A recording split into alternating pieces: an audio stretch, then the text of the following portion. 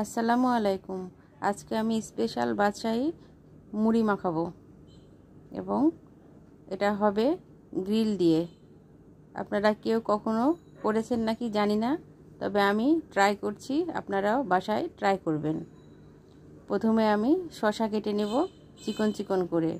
শসাগুলো অনেক কচি, সেই জন্য খোসাটা ছাড়ালাম না, আপনাদের ইচ্ছা হলে ছাড়িয়ে নিতে পারেন। শসা কাটা আমার হয়ে গিয়েছে, এবার আমি টমেটোটা কেটে নেব।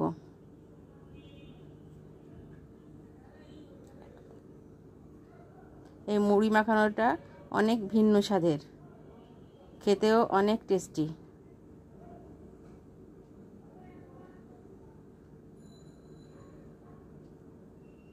আমি টমেটোটা একটু বড় করেই রাখলাম, আপনারা চাইলে আরও ছোট ছোট করেও কাটতে পারেন।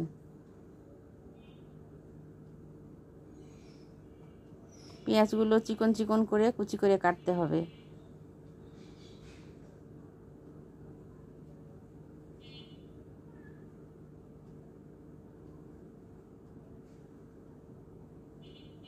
খেতে অনেক টেস্টি হয় এই মুড়ি মাখানো। আমার এই রেসিপি যদি আপনাদের ভালো লেগে থাকে তবে লাইক কমেন্ট শেয়ার করবেন। আরও নতুন নতুন রেসিপি দেখার জন্য আমার চ্যানেলটিকে সাবস্ক্রাইব করবেন। যারা ফেসবুক পেজ এবং ইউটিউব চ্যানেলে আমার সঙ্গে আছেন তাদের সবাইকে ধন্যবাদ এবং অভিনন্দন। যারা ফেসবুক পেজে আছেন ফলো করবেন, বেশি বেশি করে শেয়ার করবেন, কমেন্টে জানাবেন কেমন হয়েছে। কাঁচামরিচ একটু বেশি দিতে হবে, আমি এখানে 6টা কাঁচামরিচ দিয়েছি কুচি করে। ধনে পাতাটাও কুচি করে দিয়ে দেবো, এতে করে টেস্টটা বেশি আসবে।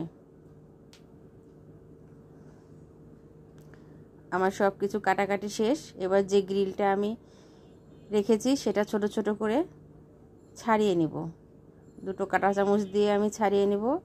আমি এমন করে ছাড়িয়েছি, আপনারা চাইলে আর একটু বড় বড় করেও ছাড়াতে পারেন, এতে কোনো সমস্যা হবে না।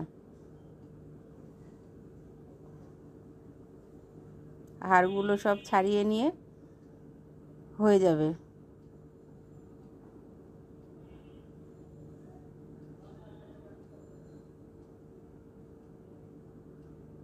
আমি হাড়গুলো হাত দিয়েই ছাড়িয়ে নিলাম।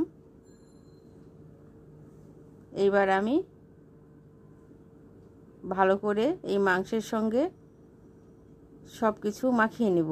প্রথমে ছোলা নিয়ে নিলাম পরিমাণ মতো,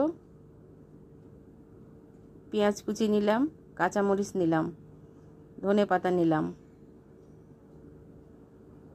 লবণ নিব ছোট চামচের 2 চামচ। ভালো করে পেঁয়াজ, মরিচ এবং ধনে পাতা মাখিয়ে নেব। টমেটো কুচি দিয়ে দিল, তারপরে দেব শসা কুচি। কাজটা খুব দ্রুত করতে হবে, কারণ টমেটো আর শসায় লবণ দিলে পানি বের হয়ে আসে। ভালো করে মাখিয়ে নেব। এরপরে যে মাংসগুলো কুচি কুচি করে রেখেছি সেটাও দিয়ে দিব। তার আগে আমি এখানে একটু চাট মশলা দিয়ে দিলাম, আপনারা নুডলসের মশলাও দিতে পারেন। চানাচুর দিলাম, সব কিছু একটু বেশি পরিমাণে দিতে হবে, তাতে করে এই মুড়ি মাখানোটা অনেক টেস্টি হবে। সব কিছু ভালো করে মাখিয়ে নেব। এবার আমি অন্য পাত্রে ঢেলে নেব, যাতে মুড়িটা ভালো করে মাখানো যায়। সরিষার তেল দিয়ে দিলাম,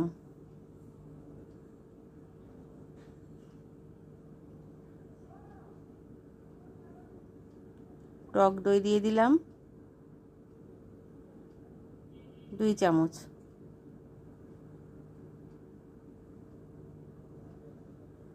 এবার এই পাত্রে ঢেলে নেব, নিয়ে ভালো করে মুড়িটা মাখিয়ে নেব। খুব দ্রুত মাখাতে হবে, কারণ টমেটো শসা দেওয়া আছে, মুড়িটা নরম হয়ে যাবে।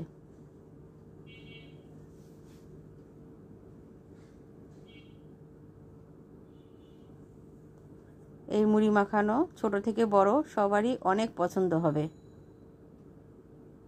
আমি ট্রাই করেছি, আপনারাও বাসায় ট্রাই করবেন। উপর দিয়ে আমি একটু শসা, ধনিয়া পাতা এবং পেঁয়াজ ছিটিয়ে দিব, তাতে করে দেখতে আরও ভালো লাগবে, খেতেও মজা হবে। একটা বাটিতে আমি উঠিয়ে দিলাম। দেখেন কত সুন্দর হয়েছে। এতক্ষণ আমার সঙ্গে থাকার জন্য ধন্যবাদ। ধন্যবাদ সবাইকে। খোদা হাফেজ।